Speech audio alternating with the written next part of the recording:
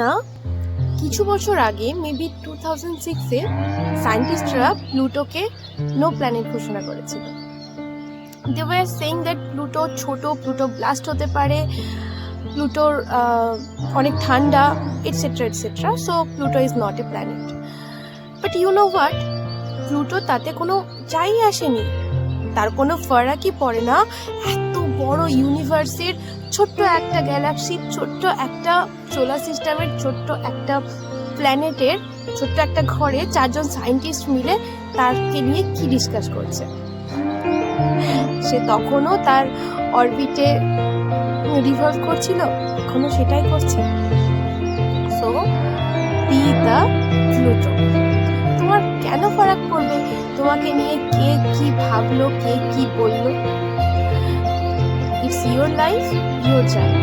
আর এটাতে নিজের লক্ষ্যে পৌঁছানোর জন্য যা যা করণীয় তুমি তাই করবে। আর তোমার এই জার্নিতে ডিসিশন নেওয়ার অধিকার শুধুমাত্র তোমারই।